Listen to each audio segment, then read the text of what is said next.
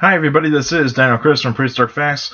I'm sorry that I actually had to get the special episode really late due to the fact that I had a lot of schoolwork to do. I had a test for calculus. A lot. So basically, if you guys are not into math, I understand that you don't want to hear me talk about math or anything like that. But anyway, so I'm actually going to get this special episode done really quick, and still the answering questions episode will still come in on Saturday, so this coming Saturday, so basically get ready for that. And but anyway, let's actually get right down to the episode, shall we?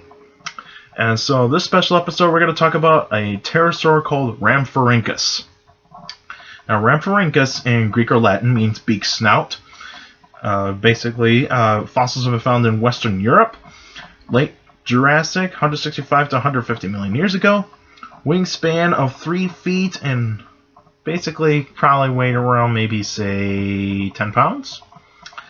And diet of fish, and pretty much the characteristics of Rhamphorhynchus is basically it's a small pterosaur, basically, because pterosaurs didn't really get to be really big until probably right at the end of the Jurassic, but basically they're medium-sized, but even though they got really large in the Cretaceous. Pterosaurs got really, really large in the Cretaceous. And you see with Rhamphorhynchus, probably lived around the shorelines of Western Europe and around the late Jurassic, 165, 150 million years ago. And pretty much its diet is fish, so basically because it has the characteristics of a fish-eating flying reptile. Because it's got those needle-sharp like teeth, very small wingspan, and also, and pretty much they were not really long-distance flyers, so pretty much considering that they actually are very small, they have a short wingspan, 3 feet, and also it's a small pterosaur, so pretty much it's actually just going to be gliding around the shoreline and catching fish right near the shoreline, and will probably just be eating a small fish, basically. Now, with Rhamphorhynchus, considering that it probably did live in warmer climates, considering it's probably lived near tropical climates, and Europe during that time was actually a bunch of scattered islands. So it was actually Rhamphorhynchus could have been anywhere around Europe, and it's one of the most famous small pterosaurs. So pretty much because it's been actually shown in the Walking with Dinosaurs series in the Cruel Sea episode, where you actually see Rhamphorhynchus just gliding on the shorelines of the sea, basically just trying to catch some fish. It probably could actually eat some insects as well, considering that it's how small it is.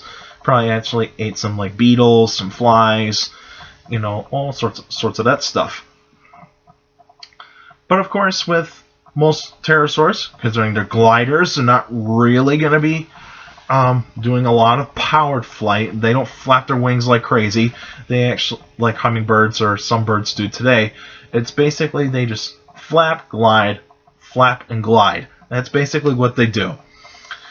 And that's what Rhamphorhynchus basically did. In most fossils, you can actually see the skin membrane from this fourth finger all the way down to its arm, probably towards the hip. And Rhamphorhynchus probably didn't actually need to walk very much, considering that probably actually had that awkward type of walk where it probably had to move its shoulders to actually walk. So considering that it's a reptile, it's not really a dinosaur, so there you have it. And Rhamphorhynchus, of course, with the extinction of Rhamphorhynchus, it's pretty much just climate change. Climate change always actually happens in recent time, in all those times, but also probably how the environment actually changed for it is basically the seaway got bigger and bigger, and also it lost a lot of its habitat where it actually nested, and also probably lost competition to larger pterosaurs.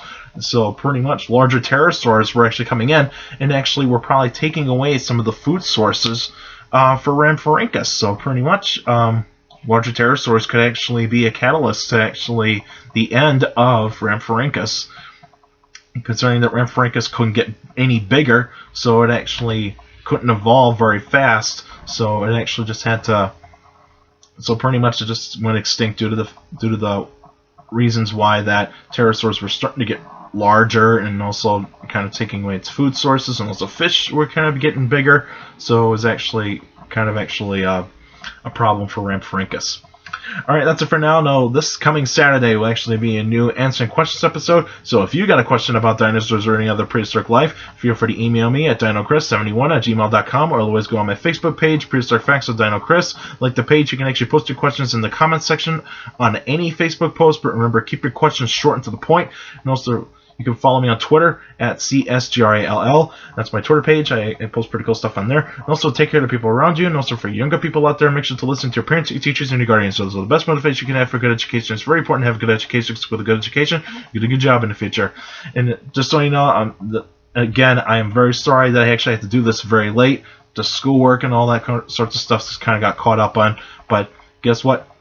I'll be keeping up on the episodes, so this time you'll actually see me on Saturday doing the episode, and I'll upload it on Saturday. So that way you guys can actually be a little bit more satisfied of me actually being responsible for actually uploading these videos on time, considering that a lot of things are kind of happening, and especially that right now in my state of Wisconsin, it's starting to get a little bit warmer now, so it's actually going to be a little bit nicer time, and it's much warmer, and so feels pretty good right now, and it's gonna get in the upper 40s by Saturday, so that'll be pretty awesome. But even though it's gonna be a little bit sloppy, so but won't be like until like a month or a month and a half is when I actually start actually doing outdoor episodes at some point. So hopefully I can actually find a place where I can do an outdoor episode. So feel free to keep an eye on posts from Facebook